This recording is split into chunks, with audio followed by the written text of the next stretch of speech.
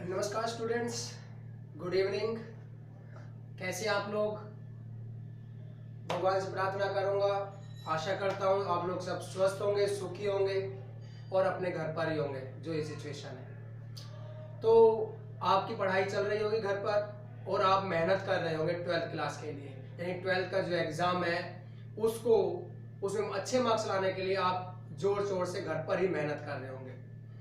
तो मैं भी, यानी कि ये जो आपका चैनल है, ये जो आपका टीचर है, वो भी यही कोशिश कर रहा है कि आप घर पर ही आपने इतनी मेहनत कर लें कि आने वाले समय में आपको किसी भी समस्या का सामना ना करना पड़े, यानी कि एग्जाम में जो समस्या होने वाली है, क्योंकि जो टाइम पीरियड हमारा निकल रहा है एक लॉकडाउन की वजह से, वो आपका खराब ना हो।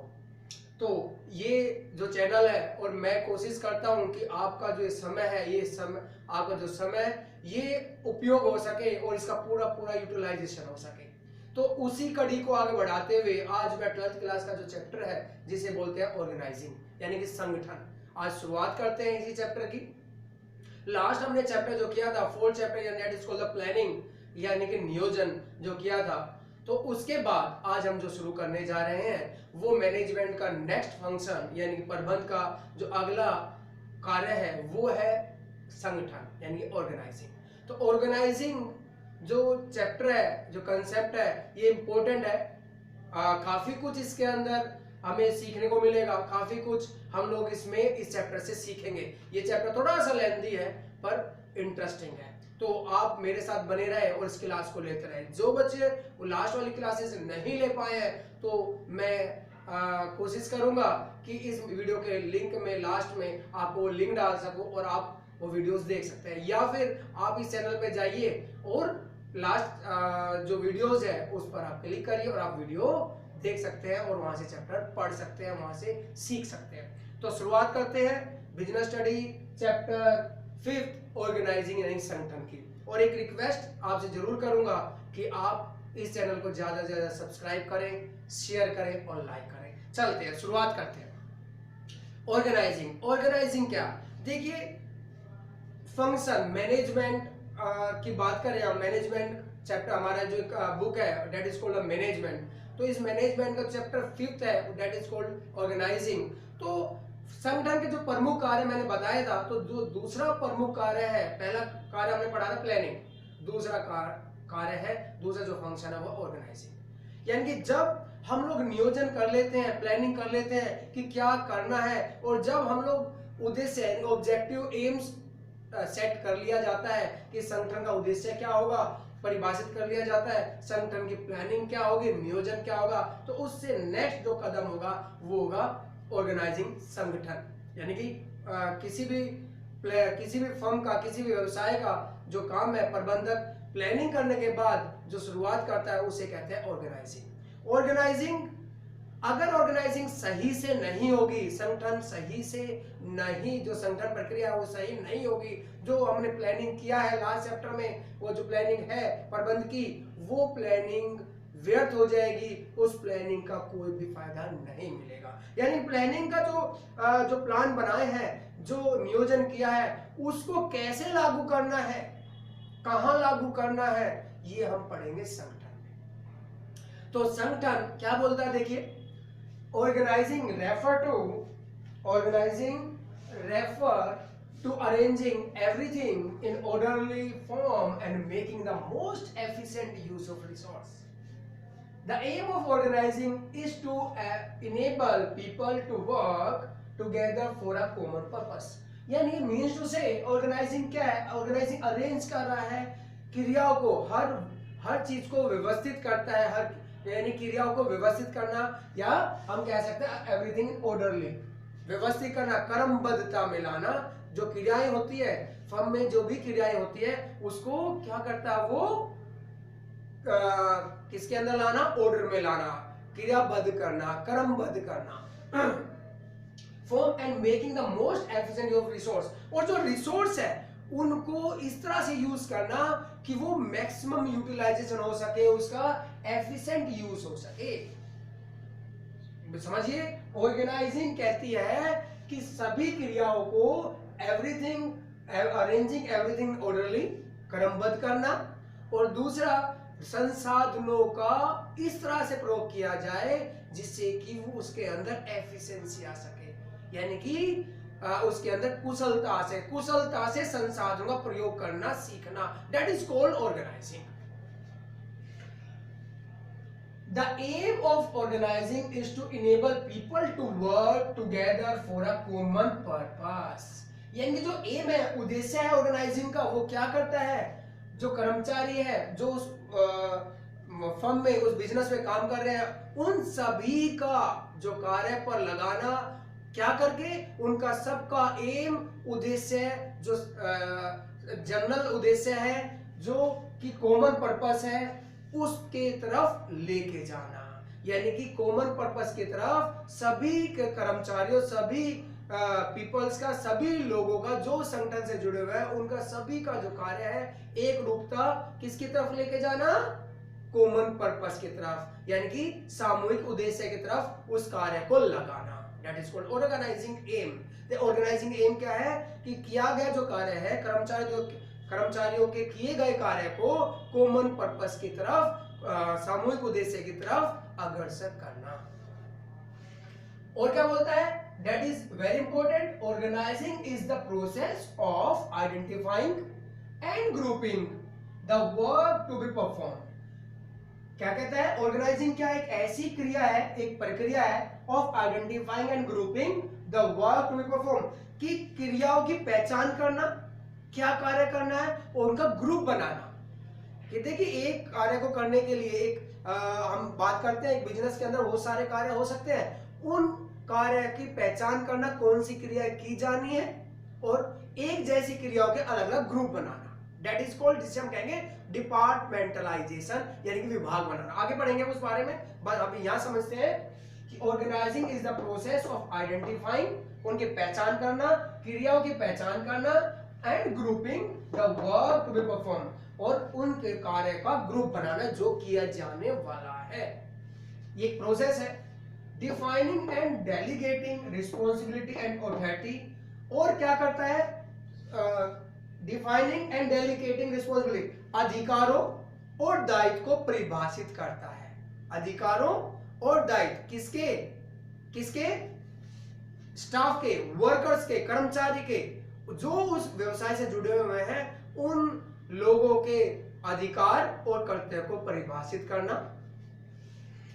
And establishing relationship for the purpose of enabling people to work most effectively together in accomplishing objectives, और वो जो लोग, यानी कि वो जो पीपल्स है, कार्य करने के लिए जो पीपल्स है, उनको कार्य पर इस तरह से लगाना, इफेक्टिवली टुगेदर इन कंप्लीशन ऑब्जेक्टिव, जो कि उद्देश्य को प्राप्त किया जा सके। तो बेसिकली तीन चीजें ऑर्गेनाइजिंग के अंदर आ गई। पहला यानी कि हम तीन बातें ध्यान रखेंगे ऑर्गेनाइजिंग में, वो तीन बातों से ही ये चैप्टर का हमारा डेफिनेशन पूरी क्लियर होगी। वो पहला, यानी कि ऑब्जेक्टिव ऑर्गेनाइजिंग का सबसे पहला काम क्या, identifying and grouping the work to be perform, किया गया कार्य की पहचान करना, कौन सा कार्य कब करना है, और प्रत्येक कार्य को ग्रुपिंग कर देना। ग्रुपिंग समझते हैं ना, एक जैसी क्रियाओं को एक साथ इकट्ठा करना, एक जैसी क्रियाओं को, यानी कि कार्य का वर्गीकरण करना और कार्य की पहचान करना, पहला। सेकंड काम कहता है, सेकंड प्रोसेस में इसमें कहता है defining and delegating responsibility and authority, और दूसरा मतलब दायित्व और अधिकारों को परिभाषित करना, यानी कि कौन किसके प्रति उत्तरदायित्व होगा और कौन किसको अधिकार देगा, ये भी इसी के अंदर आएगा। एंड थर्ड, जो कि कर्मचारी के बीच में ऐसा संबंध स्थापित करना, उन कर्मचारियों में, दैट इज कॉल्ड, विभागों में संबंध स्थापित करना, जिससे कि जो फर्म का, या बात करें बिजनेस का जो ऑब्जेक्टिव है, वो पूरा हो सके, यानी कि कर्मचारियों के किए गए कार्य में समन्वय स्थापित, सामंजस्य स्थापित करना, मतलब पीपल्स का जो कार्य करना, उनमें सामंजस्य स्थापित करना, यानी कि उनके अंदर ऐसा रिलेशन बिल्डअप करना जिससे कि संगठन का उद्देश्य पूरा हो सके। तो that is the three main component of organising. Clear? तो अब मैं इसको आसान भाषा में बोल सकते हैं। देखिए एक एग्जांपल ले सकते हैं, आप अपने स्कूल के अंदर, विद्यालय के अंदर कोई फंक्शन है, फेट है, कोई फेट किया जा रहा है, तो आपको बड़ा लगता है कि ये जो फेट होता है वो इतने अच्छे से कैसे जो आप चाहते हैं वो अरेंज हो जाता है। बात समझ रहे हैं? जो फेट होता है आपके स्कूल में या कहीं पर कोई प्रोग्राम या फेट, वो कैसे जो भी इच्छित रूप है जो आप चाहते हैं वो सभी चीजें उसके अंदर सम्मिलित कैसे हो जाती हैं। That is the called organising. Means to say वो कैसे होगा, देखिए जब वो फेट किया जाता है तो सारे कार्य एक व्यक्ति को ना लेकर, जो भी फेट के अंदर जितने भी क्रियाएं हैं, लेट कि जो भी फेट के अंदर क्रियाएं होंगी, प्लानिंग करना या फिर लेट कि जितने भी कार्य किए जाएंगे फेट के अंदर, कोई ये काम करेगा, कोई वो काम करेगा, ये सभी क्रियाओं को अलग अलग स्टूडेंट्स को बांट दिया जाता है कि ये फ्लावर्स अरेंज करेगा, ये फूड अरेंज करेगा, ये कैटरिंग अरेंज करेगा, ये स्टेज अरेंज करेगा, ये कूपन्स अरेंज करेगा।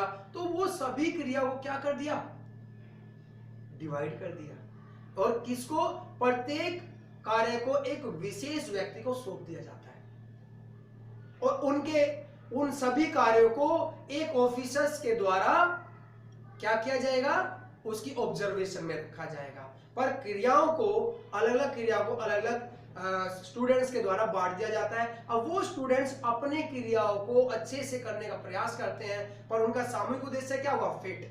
तो जिसकी वजह से वो फेट सक्सेसफुल होता है और वो फेट कामयाब होता है। ये क्या है, दैट इज कॉल्ड ऑर्गेनाइजिंग। संगठन प्रक्रिया है, संगठन कैसे कार्य करता है। क्लियर? तो ये रहा, हमने समझा आज कि संगठन किसे कहते हैं और संगठन कैसे कार्य करता है। अब हम आगे बढ़ते हैं संगठन के बारे में। देखिए बेसिकली केवल प्लानिंग करना ही कामयाबी नहीं है, सक्सेस नहीं है। अगर आप फर्म में बिजनेस के अंदर और मैनेजमेंट प्लानिंग करता है या फिर ऑब्जेक्टिव निर्धारित करता है, तो उसको पूरा करने के लिए संगठन करना जरूरी है, ऑर्गेनाइजिंग करना जरूरी है। किसका, रिसोर्सेज का, किसका, यानी कि उनकी रिस्पॉन्सिबिलिटी और डेलीगेशंस परिभाषित करेगा। तीसरा, उनके रिलेशन, यानी कि जो कर्मचारी है जो कार्य कर रहे हैं उनके अंदर रिलेशन बिल्डअप होगा, जिसकी वजह से वो सारे लोग, सारे कर्मचारी, सभी स्टाफ एक मेन पर्पस यानी कि एम जो उनका होगा एक जनरल पर्पस होगा, और वो एक ही पर्पस, कॉमन पर्पस की तरफ अग्रसर होंगे। तो तभी वो प्लानिंग सक्सेसफुल हो पाएगी, तभी उस बिजनेस के अंदर जो कार्य करना है, जो अब ऑब्जेक्टिव पूरा करना था, वो ऑब्जेक्टिव पूरा हो पाएगा। चलिए आगे बढ़ते हैं, इसके बाद चलते हैं।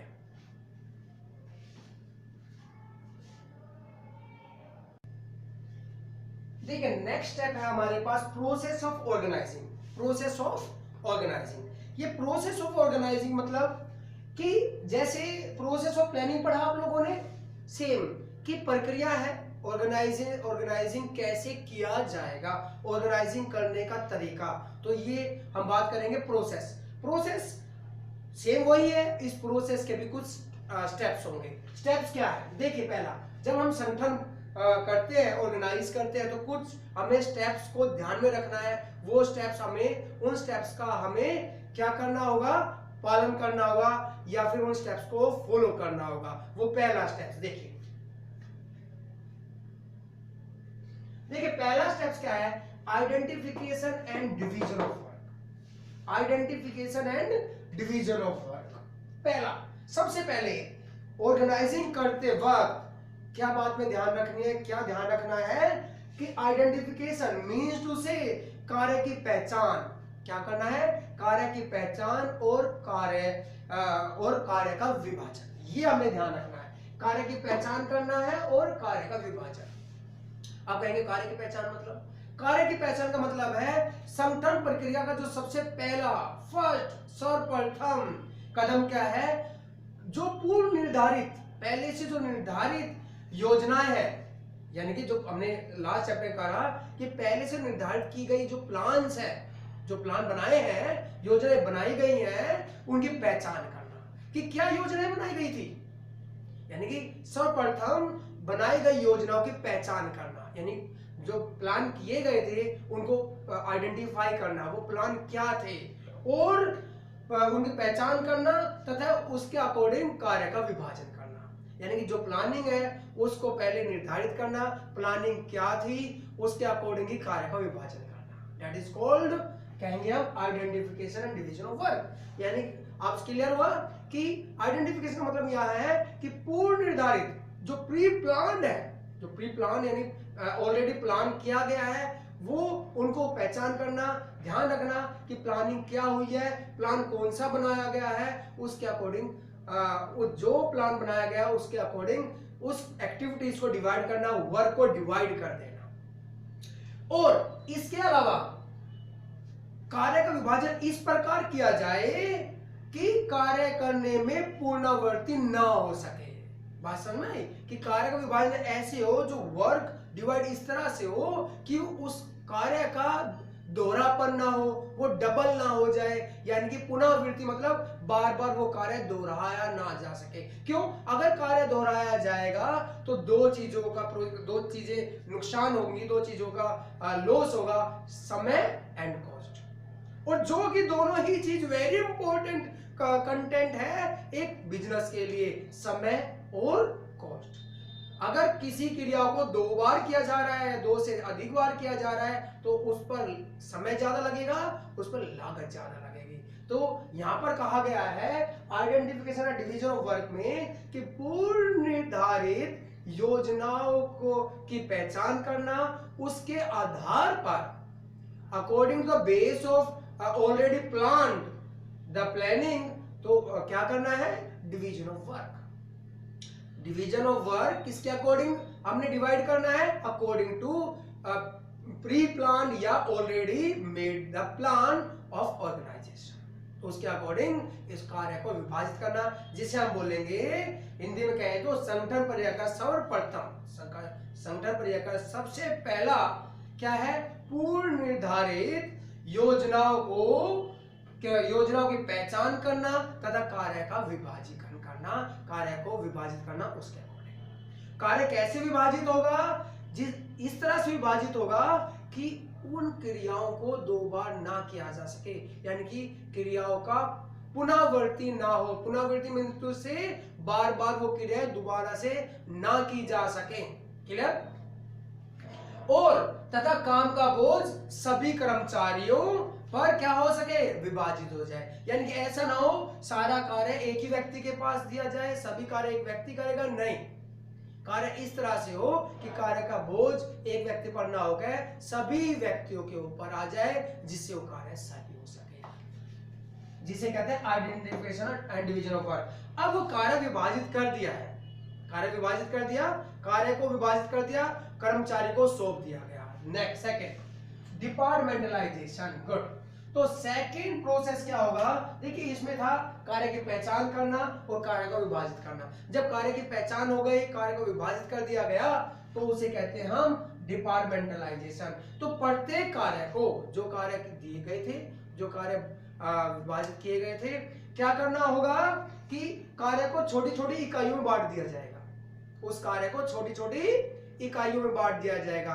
प्रत्येक इकाई मीन्स टू से एक जैसे कार्य एक इकाई में डाले जाएंगे, एक जैसे कार्य एक इकाई में, यानी कि जो एक जैसे कार्य है, एक समरूपता जिन कार्यों में, उनको एक इकाई में डालेंगे, और जो दूसरे तरह के कार्य है एक जैसे मीन्स टू से, जिसे हम बोलते हैं, मैं बात करूं तो एक रूपता मीन्स टू कि यहाँ पे कहने वाली बातें हैं कि जो कार्य एक ही नेचर के होंगे, एक ही तरह के होंगे, उनको एक इकाई में, और वो जो कार्य दूसरी नेचर के होंगे उनको दूसरी इकाई में बांट दिया जाएगा, जिसे हम बोलेंगे विभागीयकरण।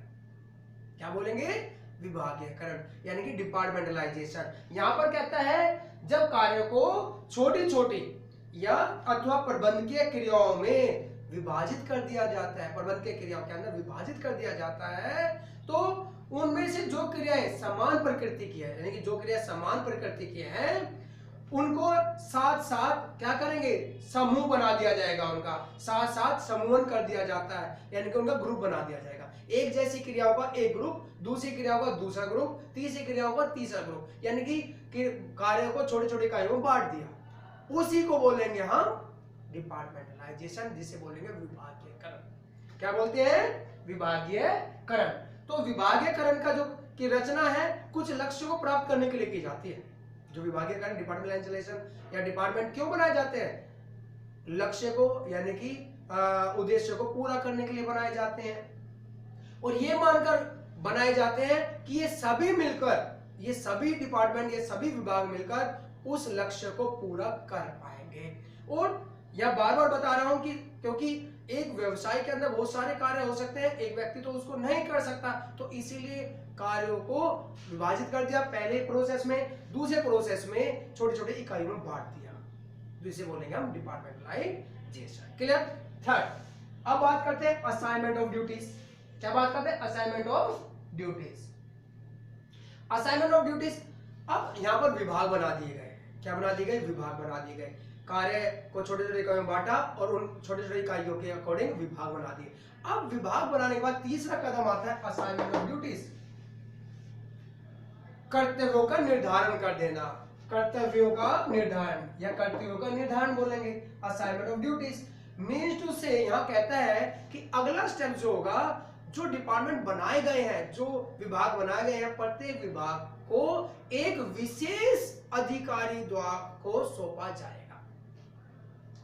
उन जो क्रियाओं के विभाग बनाए गए हैं, उन क्रियाओं को एक विशेष व्यक्ति को सौंपा जाए, एक विशेष कर्मचारी को सौंपा जाए। किसके अकॉर्डिंग? स्पेशलाइजेशन के अकॉर्डिंग। जो व्यक्ति जिस कार्य में निपुणता है, जो व्यक्ति जिस कार्य को अच्छे से कर सकता है, जो व्यक्ति एक कार्य को विशेष रूप से करने में सक्षम है, एबल है, उसको उसके आधार पर ही, उसकी योग्यता के आधार पर ही कार्य सौंपा जाए या वो विभाग सौंपा जाए। जिससे क्या होगा? विशिष्टीकरण के लाभ प्राप्त होंगे व्यवसाय को, स्पेशलाइजेशन के बेनिफिट होंगे। इससे क्या होगा? क्योंकि एक व्यक्ति सालों से कार्य करता आ रहा है, जब एक व्यक्ति एक ही कार्य सालों से करता आ रहा है तो क्या होता है? तो वो उसके अंदर निपुणता आ जाती है, उस क्रिया को करने में, उस कार्य को करने में वो क्या होगा? परफेक्शन आ जाती है, जिससे वो कम समय में ज्यादा अच्छा कार्य कर पाएगा। इसके एवज में कोई अगर नया व्यक्ति को सौंप दिया जाएगा तो वो कार्य सही या कार्य को करने में उसमें समय लगेगा और वो जो विशिष्टीकरण के लाभ होंगे वो प्राप्त नहीं हो पाएंगे। इसीलिए विभागों को कैसे सौंपा जाए? विशिष्ट व्यक्तियों को सौंपा जाए। जो व्यक्ति जिस कार्य के लिए निपुण है, जो व्यक्ति जिस कार्य के लिए योग्य है, उसी व्यक्ति को वो कार्य सौंपा जाए, यानी कि वो डिपार्टमेंट सौंप दिया जाता है, जिससे स्पेशलाइजेशन के लाभ प्राप्त होंगे। क्लियर? अगला चरण आता है establishing reporting relationship. Establishing reporting relationship का मतलब क्या है? यहां पर कहता है रिपोर्टिंग संबंध स्थापित करना। रिपोर्टिंग संबंध यानी कि वृत्तांत, वृत्तांत हिंदी में बोलते हैं वृत्तांत, वृत्तांत स्थापित करना या संबंध स्थापना, यानी कि रिपोर्टिंग संबंध स्थापना करना। यहां पर कहा जाएगा कि अब हमने विभाग, यहां पर कहा वर्ग को बांट दिया, समझिए, कार्य की पहचान कर ली, कार्य को बांट दिया, कार्य के आधार पर हमने डिपार्टमेंट बना दिए, विभाग बना दिए। तीसरे चरण में डिपार्टमेंट को हमने विशेष व्यक्ति को सौंप दिया गया। अब वो विशेष व्यक्ति, फोर्थ स्टेप आता है, विशेष व्यक्ति जो कर्मचारी उस डिपार्टमेंट में काम कर रहे हैं, प्रत्येक कर्मचारी को यह परिभाषित किया जाएगा, उनको एक ये संबंध स्थापित किया जाएगा, कौन कर्मचारी किस अधिकारी के प्रति उत्तरदायित्व होगा और कौन किसको रिपोर्टिंग करेगा। बात समझ में कि ये यहां पर इस स्टेप के अंदर ये समझाया जाता है एस्टेब्लिशिंग रिपोर्टिंग रिलेशनशिप कि कौन सा कर्मचारी को ये उनके संबंध स्थापित किए जाएंगे कि किस कर्मचारी को किस अधिकारी के प्रति रिपोर्टिंग करना है, किसके प्रति अकाउंटेबिलिटी होगी, किसके प्रति जवाबदेही होगी। यानी कि एक कर्मचारी को एक अधिकारी के द्वारा कार्य सौंपा जाएगा और वो कर्मचारी अपने अधिकारी के प्रति उत्तर देता होगा, यानी कि अकाउंटेबिलिटी उसके प्रति होगी। तो जब ये परिभाषित होगा तभी वो कार्य संपूर्ण हो पाएगा। अगर ये चीजें नहीं होंगी कि एक कर्मचारी को ये पता ही नहीं है कि को उसको किसको रिपोर्टिंग करनी है और उसने जो कार्य कर रहे हैं या जो कार्य किया जाएगा वो किसके प्रति उत्तर देता होगा, तो वो कैसे कार्य कर पाएगा, वो दिशाहीन होगा, उसको डायरेक्शन ही नहीं होगी, तो उसका कार्य पूर्ण नहीं हो पाएगा। इसीलिए सबसे लास्ट वाला चरण जो है, fourth step is very important. अगर ये नहीं होगा तो 3 जो स्टेप्स है वो उनकी वैधता कम हो जाएगी, उनकी वैधता खत्म हो जाएगी। तो that is the main establishing reporting relationship, यानी प्रत्येक कर्मचारी को ये परिभाषित किया जाएगा वो किस अधिकारी के प्रति उसका उत्तर देता होगा और किसके प्रति उसने रिपोर्टिंग करनी है, वो किसके अधीन कार्य करेगा और किसको वो अपने कार्य के लिए कार्य के प्रति उत्तरदायिता अकाउंटेबिलिटी फिक्स करेगा। यानी कि ये सब पहले से ही परिभाषित किया जाएगा। That is the main process of organising. तो 4 ये प्रोसेस के अंदर क्या क्या चीज हमने सीखी आज। सबसे पहले प्रोसेस में identification division of work, second departmentalisation, third assignment of duties and fourth establishing reporting relationship. तो ये आज हमने टॉपिक किए इस क्लास के अंदर। आज हमने अपनी क्लास में 2 ही चीज हमने की, डेफिनेशन, सबसे पहले कंसेप्ट समझा, संगठन किसे कहते हैं, संगठन प्रक्रिया क्या है। अब संगठन प्रक्रिया का प्रोसेस देखा, इस प्रोसेस में क्या क्या चीज इंक्लूड की जाएगी और हमने वो एक्सप्लेन किया। तो मैं आशा करता हूं कि ये क्लास आपको समझ में आ गई होगी और आपको क्लियर हो गया होगा। फिर भी कोई डाउट है तो आप कमेंट बॉक्स के अंदर अपने डाउट लिख सकते हैं। मैं कोशिश करूंगा नेक्स्ट क्लास में वो कमेंट आपके सोल्व कर पाऊं और वो कमेंट आप के जो डाउट्स है वो मैं क्लियर कर पाऊं। तो मैं फिर आपसे रिक्वेस्ट करूंगा आप ज़्यादा से ज़्यादा इस चैनल को सब्सक्राइब करें, लाइक करें, शेयर करें। तो होगी इसके बाद दोबारा से मुलाकात नई क्लास के साथ, पर आप बने रहें और इस चैनल को देखते रहें और अपनी पढ़ाई घर पर ही बैठ के करें। तो मैं आशा करूंगा आप लोग स्वस्थ रहें, सुरक्षित रहें, अपने घर पर रहें। तब तक के लिए नमस्कार।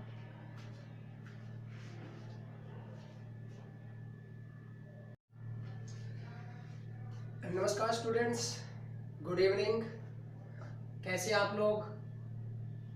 भगवान से प्रार्थना करूंगा, आशा करता हूं आप लोग सब स्वस्थ होंगे, सुखी होंगे और अपने घर पर ही होंगे जो ये सिचुएशन है। तो आपकी पढ़ाई चल रही होगी घर पर और आप मेहनत कर रहे होंगे 12th क्लास के लिए, यानी 12th का जो एग्ज़ाम है उसमें अच्छे मार्क्स लाने के लिए आप जोर शोर से घर पर ही मेहनत कर रहे होंगे। तो मैं भी, यानी कि ये जो आपका चैनल है, ये जो आपका टीचर है, वो भी यही कोशिश कर रहा है कि आप घर पर ही आपने इतनी मेहनत कर लें कि आने वाले समय में आपको किसी भी समस्या का सामना ना करना पड़े, यानी एग्जाम में जो समस्या होने वाली है, क्योंकि जो टाइम पीरियड हमारा निकल रहा है एक लॉकडाउन की वजह से, वो आपका खराब ना हो। तो ये जो चैनल है और मैं कोशिश करता हूं कि आपका जो समय है, आपका जो समय ये उपयोग हो सके और इसका पूरा यूटिलाइजेशन हो सके। तो उसी कड़ी को आगे बढ़ाते हुए आज मैं 12th क्लास का जो चैप्टर है जिसे बोलते हैं ऑर्गेनाइजिंग, यानी कि संगठन, आज शुरुआत करते हैं इसी चैप्टर की। लास्ट हमने चैप्टर जो किया था 4th चैप्टर, यानी that is called the planning, यानी कि नियोजन जो किया था। तो उसके बाद आज हम जो शुरू करने जा रहे हैं वो मैनेजमेंट का नेक्स्ट फंक्शन, यानी कि प्रबंध का जो अगला कार्य है वो है संगठन, यानी कि ऑर्गेनाइजिंग। तो ऑर्गेनाइजिंग जो चैप्टर है, जो कंसेप्ट है, ये इंपॉर्टेंट है। काफी कुछ इसके अंदर हमें सीखने को मिलेगा, काफी कुछ हम लोग इस चैप्टर से सीखेंगे। ये चैप्टर थोड़ा सा लेंथी है पर इंटरेस्टिंग है। तो आप मेरे साथ बने रहे और इस क्लास को लेते रहे। जो बच्चे वो लास्ट वाली क्लासेस नहीं ले पाए हैं तो मैं कोशिश करूंगा कि इस वीडियो के लिंक में लास्ट में आपको लिंक डाल सकूं और आप वो वीडियोस देख सकते हैं, या फिर आप इस चैनल पे जाइए और लास्ट जो वीडियोस है उस पर आप क्लिक करिए और आप वीडियो देख सकते हैं और वहां से चैप्टर पढ़ सकते हैं, वहां से सीख सकते हैं। तो शुरुआत करते हैं business study chapter 5th organising, यानी संगठन की। और एक रिक्वेस्ट आपसे जरूर करूंगा कि आप इस चैनल को ज्यादा से ज्यादा सब्सक्राइब करें, शेयर करें और लाइक करें। चलते हैं, शुरुआत करते हैं। ऑर्गेनाइजिंग क्या? देखिए, फंक्शन मैनेजमेंट की बात करें हम, मैनेजमेंट चैप्टर हमारा जो बुक है दैट इज कॉल्ड मैनेजमेंट। तो इस मैनेजमेंट का चैप्टर 5th है दैट इज कॉल्ड ऑर्गेनाइजिंग। तो संगठन के जो प्रमुख कार्य मैंने बताया था, तो जो दूसरा प्रमुख कार्य है, पहला कार्य हमने पढ़ा था प्लानिंग, दूसरा कार्य है, दूसरा जो फंक्शन है वो ऑर्गेनाइजिंग। यानी कि जब हम लोग नियोजन कर लेते हैं, प्लानिंग कर लेते हैं कि क्या करना है, और जब हम लोग उद्देश्य ऑब्जेक्टिव एम्स सेट कर लिया जाता है कि संगठन का उद्देश्य क्या होगा, परिभाषित कर लिया जाता है, संगठन की प्लानिंग क्या होगी, नियोजन क्या होगा, तो उससे नेक्स्ट जो कदम होगा वो होगा ऑर्गेनाइजिंग संगठन। यानी कि किसी भी फर्म का, किसी भी व्यवसाय का जो काम है, प्रबंधक प्लानिंग करने के बाद जो शुरुआत करता है उसे कहते हैं ऑर्गेनाइजिंग। अगर ऑर्गेनाइजिंग सही से नहीं होगी, संगठन सही से नहीं, जो संगठन प्रक्रिया है वो सही नहीं होगी, जो हमने प्लानिंग किया है लास्ट चैप्टर में, वो जो प्लानिंग है प्रबंध की, वो प्लानिंग व्यर्थ हो जाएगी, उस प्लानिंग का कोई भी फायदा नहीं मिलेगा। यानी प्लानिंग का जो प्लान बनाए हैं, जो नियोजन किया है, उसको कैसे लागू करना है, कहां लागू करना है, ये हम पढ़ेंगे संगठन में। तो संगठन क्या बोलता है, देखिए, Organizing refer to arranging everything in orderly form and making the most efficient use of resource. The aim of organizing is to enable people to work together for a common purpose. यानी means to say organizing क्या है, organizing arrange कर रहा है क्रियाओं को, हर चीज को व्यवस्थित करता है, यानी क्रियाओं को व्यवस्थित करना, या हम कह सकते हैं एवरीथिंग ऑर्डरली, व्यवस्थित करना, क्रमबद्धता में लाना। जो क्रियाएं होती है फर्म में, जो भी क्रियाएं होती है, उसको क्या करता है वो किसके अंदर लाना, ऑर्डर में लाना, क्रियाबद्ध करना, क्रमबद्ध करना। Form and making the most efficient of resource, और जो रिसोर्स है उनको इस तरह से यूज करना कि वो मैक्सिमम यूटिलाइजेशन हो सके, उसका एफिशिएंट यूज हो सके। समझिए, ऑर्गेनाइजिंग कहती है कि सभी क्रियाओं को अरेंजिंग एवरीथिंग ऑर्डरली, क्रमबद्ध करना, और दूसरा संसाधनों का इस तरह से प्रयोग किया जाए जिससे कि वो उसके अंदर एफिशिएंसी आ सके, यानी कि उसके अंदर कुशलता से संसाधनों का प्रयोग करना सीखना, that is called organising. The aim of organizing is to enable people to work together for a common purpose. यानी जो एम है, उद्देश्य है ऑर्गेनाइजिंग का, वो क्या करता है, जो कर्मचारी है, जो उस फर्म में, उस बिजनेस में काम कर रहे हैं, उन सभी का जो कार्य पर लगाना, क्या करके, उनका सबका एम, उद्देश्य, जो जनरल उद्देश्य है, जो कि कॉमन पर्पस है, उसके तरफ लेके जाना। यानी कि कॉमन पर्पस की तरफ सभी कर्मचारियों, सभी पीपल्स का, सभी लोगों का जो संगठन से जुड़े हुए हैं, उनका सभी का जो कार्य है, एक रूपता किसकी तरफ लेके जाना, कॉमन पर्पस की तरफ, यानी कि सामूहिक उद्देश्य की तरफ उस कार्य को लगाना, that is called organising M.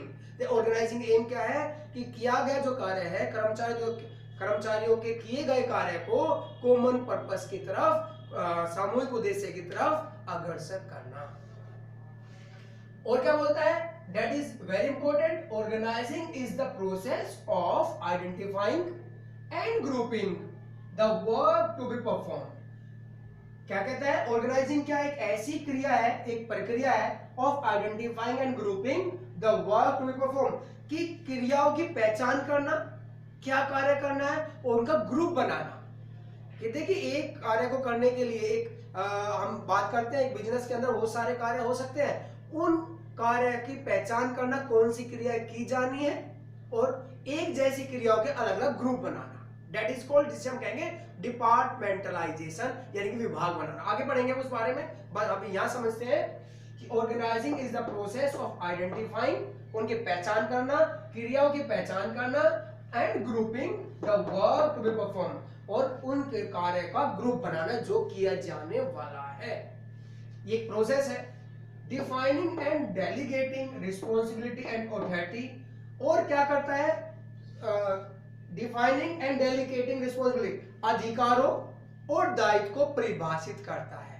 अधिकारों और दायित्व किसके, स्टाफ के, वर्कर्स के, कर्मचारी के, जो उस व्यवसाय से जुड़े हुए हैं, उन लोगों के अधिकार और कर्तव्य को परिभाषित करना, and establishing relationship for the purpose of enabling people to work most effectively together in accomplishing objectives। और वो जो लोग यानी कि वो जो पीपल्स है, कार्य करने के लिए जो पीपल्स है, उनको कार्य पर इस तरह से लगाना, इफेक्टिवली टुगेदर इन कंप्लीशन ऑब्जेक्टिव, जो कि उद्देश्य को प्राप्त किया जा सके। तो बेसिकली 3 चीजें ऑर्गेनाइजिंग के अंदर आ गई।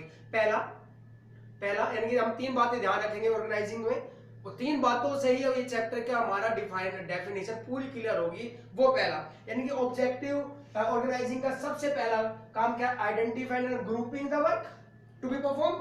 किया गया कार्य की पहचान करना, कौन सा कार्य कब करना है, और प्रत्येक कार्य का ग्रुपिंग कर देना। ग्रुपिंग समझते हैं ना, एक जैसी क्रियाओं को एक साथ इकट्ठा करना, एक जैसी क्रियाओं को यानी कि कार्य का वर्गीकरण करना और कार्य की पहचान करना, पहला।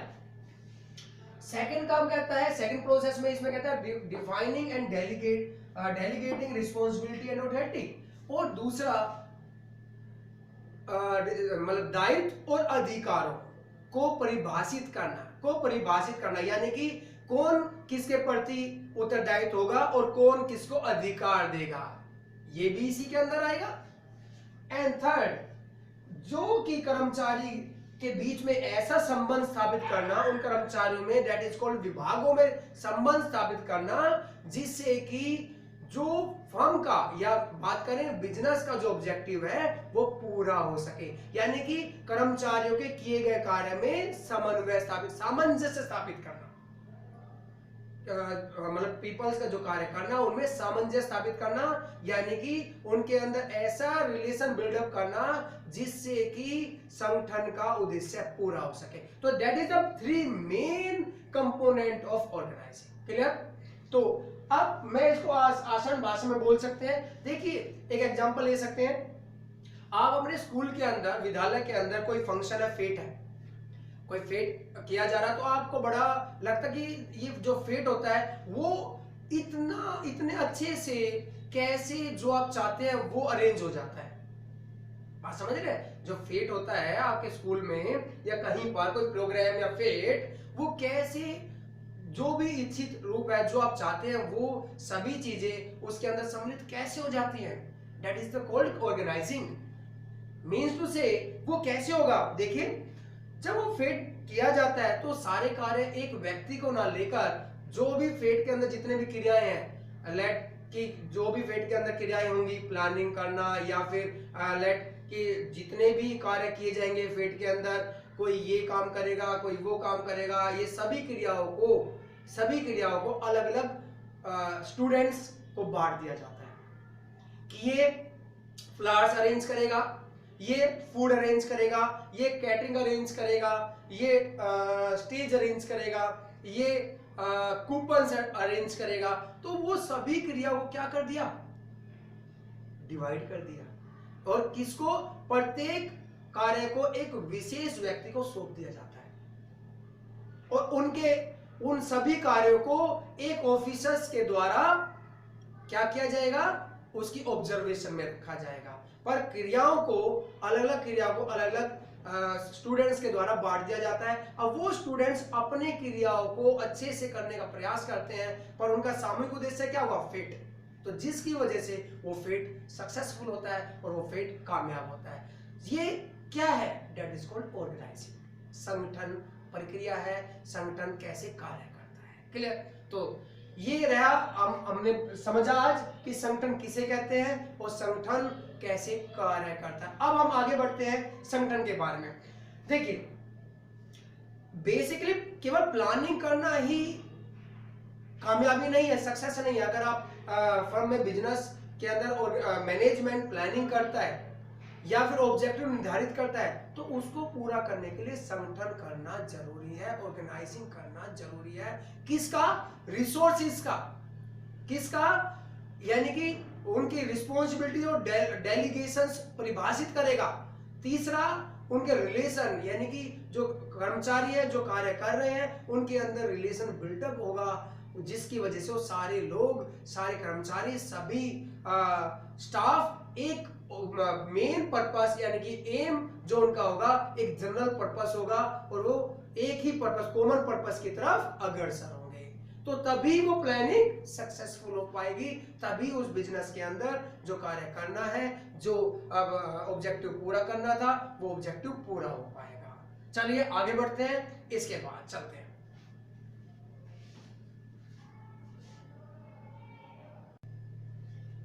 देखिए नेक्स्ट स्टेप है हमारे पास process of organizing. Process of organizing, ये प्रोसेस ऑफ ऑर्गेनाइजिंग मतलब कि जैसे प्रोसेस ऑफ प्लानिंग पढ़ा आप लोगों ने, सेम की प्रक्रिया है ऑर्गेनाइजिंग कैसे किया जाएगा, ऑर्गेनाइजिंग करने का तरीका। तो ये हम बात करेंगे प्रोसेस। प्रोसेस सेम वही है, इस प्रोसेस के भी कुछ स्टेप्स होंगे। स्टेप्स क्या है, देखिए पहला, जब हम संगठन करते हैं, ऑर्गेनाइज करते हैं, तो कुछ हमें स्टेप्स को ध्यान में रखना है। वो स्टेप्स हमें, उन स्टेप्स का हमें क्या करना होगा, पालन करना होगा या फिर उन स्टेप्स को फॉलो करना होगा। वो पहला स्टेप्स देखिए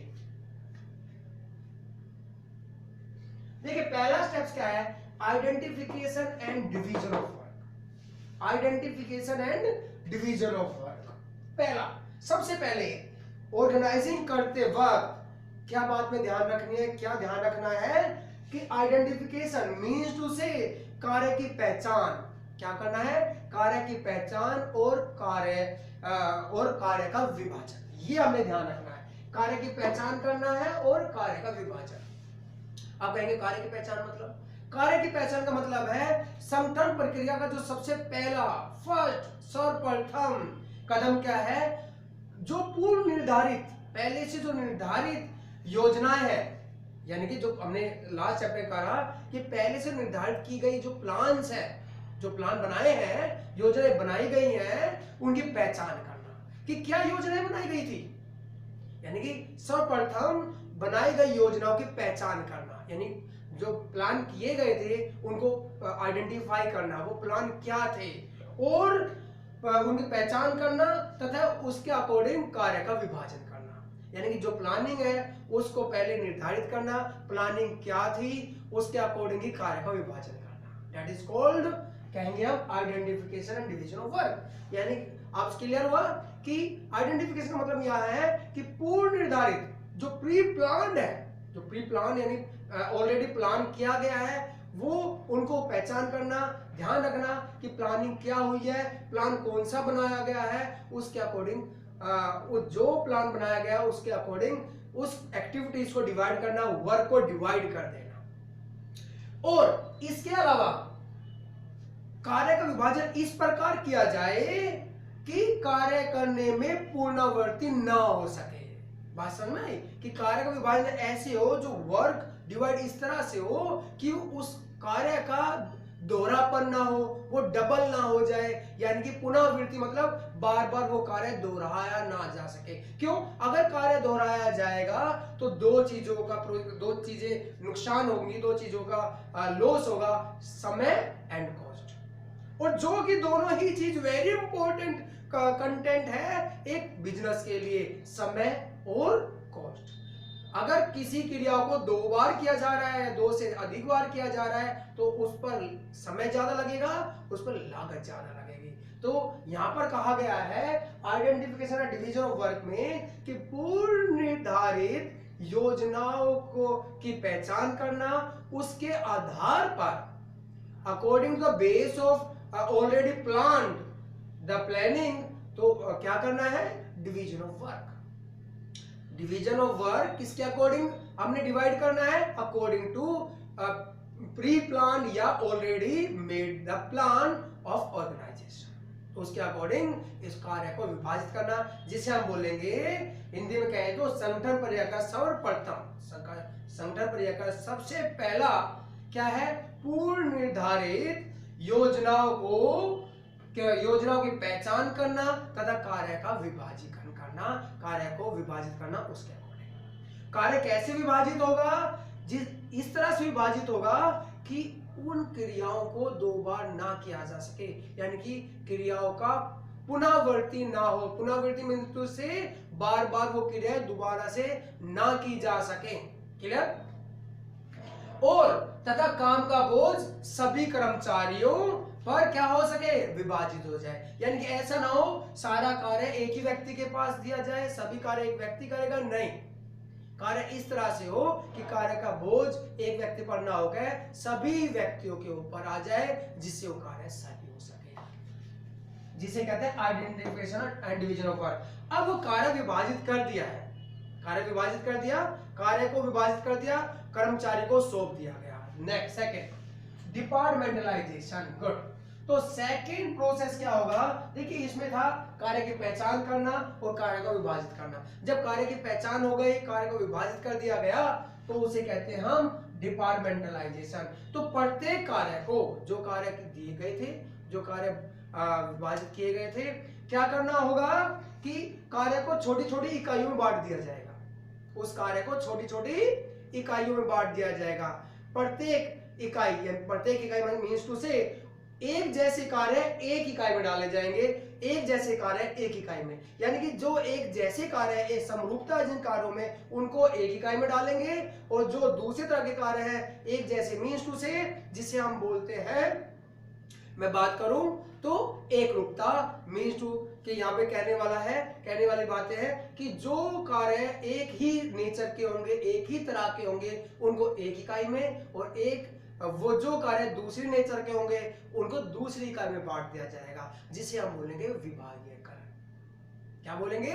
विभागीयकरण, यानी कि डिपार्टमेंटलाइजेशन। यहां पर कहता है जब कार्य को छोटी छोटी या अथवा प्रबंधकीय क्रियाओं में विभाजित कर दिया जाता है, प्रबंधकीय क्रियाओं के अंदर विभाजित कर दिया जाता है, तो उनमें से जो क्रियाएं समान प्रकृति की है, यानी कि जो क्रिया समान प्रकृति की है, उनको साथ साथ क्या करेंगे, समूह बना दिया जाएगा, उनका साथ साथ समूहन कर दिया जाता है, यानी कि उनका ग्रुप बना दिया जाएगा। एक जैसी क्रियाओं का एक ग्रुप, दूसरी क्रियाओं का दूसरा ग्रुप, तीसरी क्रियाओं का तीसरा ग्रुप, यानी कि कार्यों को छोटे छोटे इकाइयों में बांट दिया। उसी को बोलेंगे हम डिपार्टमेंटलाइजेशन, जिसे बोलेंगे विभागीयकरण। क्या बोलते हैं? विभागीयकरण।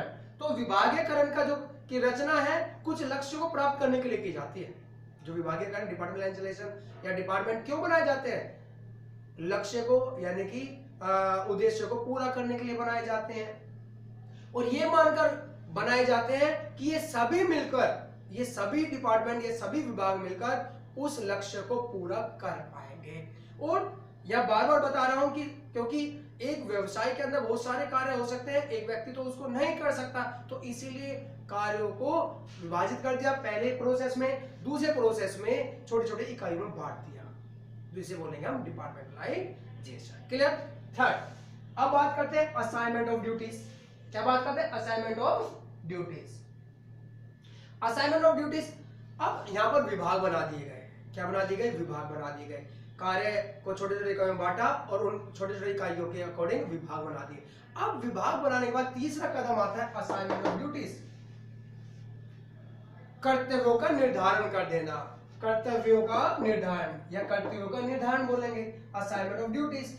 मीन्स टू से यहाँ कहता है कि अगला स्टेप जो होगा, जो डिपार्टमेंट बनाए गए हैं, जो विभाग बनाए गए हैं, प्रत्येक विभाग को एक विशेष अधिकारी द्वारा को सौंपा जाएगा। उन जो क्रियाओं के विभाग बनाए गए हैं, उन क्रियाओं को एक विशेष व्यक्ति को सौंपा जाए, एक विशेष कर्मचारी को सौंपा जाए। किसके अकॉर्डिंग? स्पेशलाइजेशन के अकॉर्डिंग। जो व्यक्ति जिस कार्य में निपुणता है, जो व्यक्ति जिस कार्य को अच्छे से कर सकता है, जो व्यक्ति एक कार्य को विशेष रूप से करने में सक्षम है, एबल है, उसको उसके आधार पर ही, उसकी योग्यता के आधार पर ही कार्य सौंपा जाए या वो विभाग सौंपा जाए। जिससे क्या होगा? विशिष्टीकरण के लाभ प्राप्त होंगे व्यवसाय को, स्पेशलाइजेशन के बेनिफिट होंगे। इससे क्या होगा? क्योंकि एक व्यक्ति सालों से कार्य करता आ रहा है, जब एक व्यक्ति एक ही कार्य सालों से करता आ रहा है, तो क्या होता है? तो वो उसके अंदर निपुणता आ जाती है, उस क्रिया को करने में, उस कार्य को करने में वो क्या होगा? परफेक्शन आ जाती है, जिससे वो कम समय में ज्यादा अच्छा कार्य कर पाएगा। इसके एवज में कोई अगर नया व्यक्ति को सौंप दिया जाएगा तो वो कार्य सही या कार्य को करने में उसमें समय लगेगा और वो जो विशिष्टीकरण के लाभ होंगे वो प्राप्त नहीं हो पाएंगे। इसीलिए विभागों को कैसे सौंपा जाए, विशिष्ट व्यक्तियों को सौंपा जाए। जो व्यक्ति जिस कार्य के लिए निपुण है, जो व्यक्ति जिस कार्य के लिए योग्य है, उसी व्यक्ति को वो कार्य सौंपा जाए, यानी कि वो डिपार्टमेंट सौंप दिया जाता है, जिससे स्पेशलाइजेशन के लाभ प्राप्त होंगे। क्लियर? अगला चरण आता है establishing reporting relationship. Establishing reporting relationship का मतलब क्या है? यहां पर कहता है रिपोर्टिंग संबंध स्थापित करना। रिपोर्टिंग संबंध यानी कि वृत्तांत, वृत्तांत हिंदी में बोलते हैं वृत्तांत, वृत्तांत स्थापित करना या संबंध स्थापना, यानी कि रिपोर्टिंग संबंध स्थापना करना। यहां पर कहा जाएगा कि अब हमने विभाग, यहां पर कहा वर्ग को बांट दिया, समझिए कार्य की पहचान कर ली, कार्य को बांट दिया, कार्य के आधार पर हमने डिपार्टमेंट बना दिए, विभाग बना दिए। तीसरे चरण में डिपार्टमेंट को हमने विशेष व्यक्ति को सौंप दिया गया। अब वो विशेष व्यक्ति, फोर्थ स्टेप आता है, विशेष व्यक्ति जो कर्मचारी उस डिपार्टमेंट में काम कर रहे हैं, प्रत्येक कर्मचारी को ये परिभाषित किया जाएगा, उनको एक ये संबंध स्थापित किया जाएगा, कौन कर्मचारी किस अधिकारी के प्रति उत्तरदायित्व होगा और कौन किसको रिपोर्टिंग करेगा।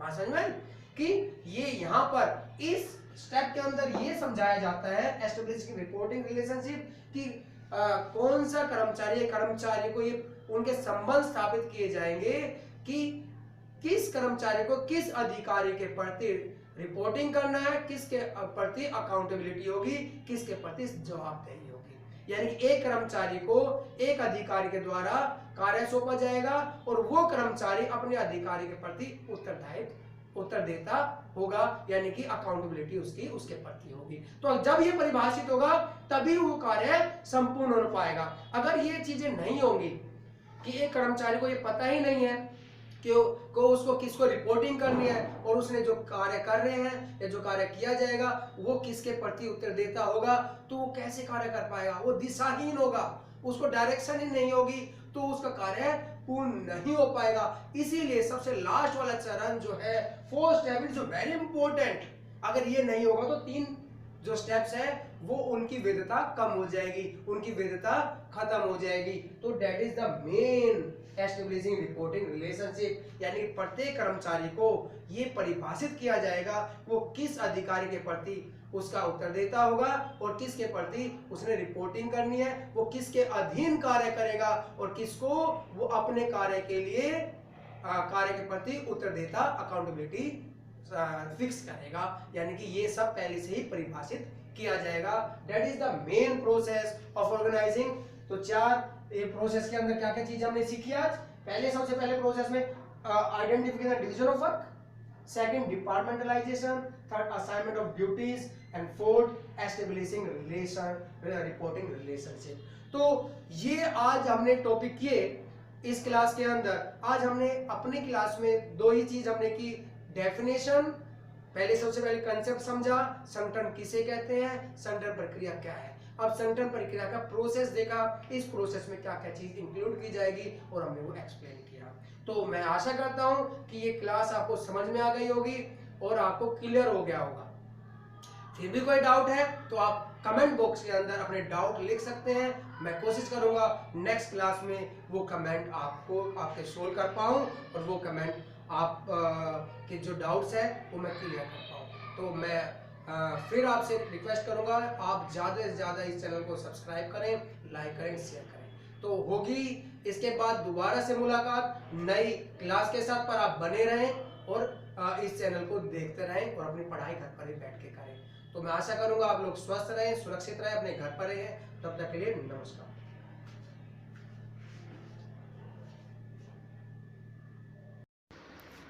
Thanks for watching. Please like, share and subscribe.